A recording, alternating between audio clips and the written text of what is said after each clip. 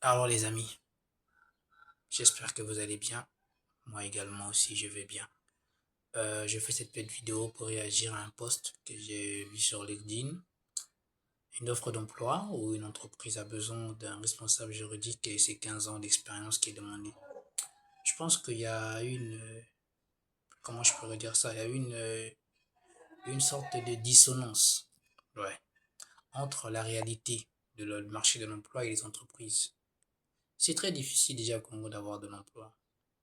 Là, à demander 15 ans d'expérience ou 10 ans d'expérience, c'est exclure la majorité des candidats. Parce qu'il y a des gens qui ont des diplômes, qui sont diplômés, qui sont très compétents, qui ont la qualification. Ils peuvent peut-être faire mieux que celui qui a 15 ans d'expérience. Ça ne veut pas dire que la personne qui a 15 ans d'expérience connaît mieux le droit ou connaît mieux la comptabilité que celui qui a appris et qui n'a pas encore travaillé. Non, c'est pas ça. Moi, ce que je suggérais dans cette situation, c'est que les entreprises revoient un peu leur mode de fonctionnement et leur mode de recrutement. Ce que je dis par là, c'est que les entreprises doivent revenir à ce qu'on appelle les fondamentaux de l'entreprise. Ce que moi j'appellerais par les fondamentaux. J'explique mon point de vue. Pourquoi que les entreprises ne se rapprocheraient pas des universités? De signer une sorte de partenariat, c'est-à-dire de prendre chaque année 5 étudiants ou 3 étudiants ou peu importe le nombre d'étudiants, leur donner des stages bénévoles, c'est-à-dire leur accorder des stages bénévoles de 1 mois ou 2 mois. Ensuite, ces étudiants repartent sur le plan scolaire, terminer leur cursus.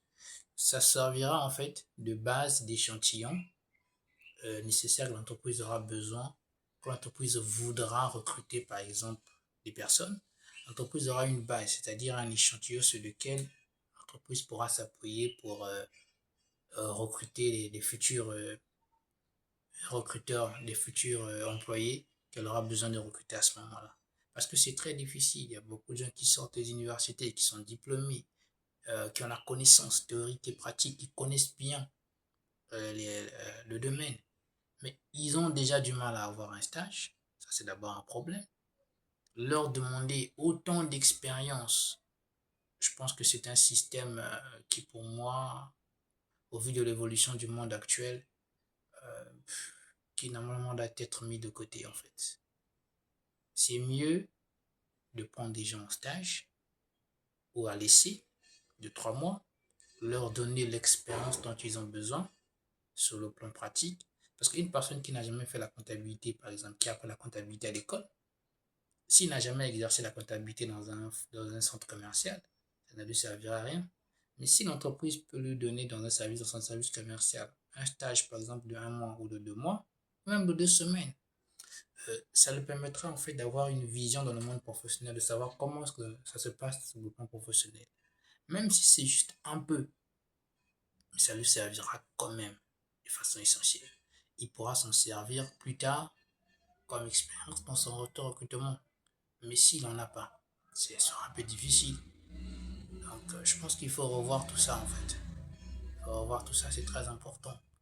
Il faut revoir la schématisation en fait de la part du mode de recrutement de la part des entreprises. C'est très important pour les entreprises de parler et de voir ça en fait. C'était juste mon point de vue et bonne fin de journée à vous.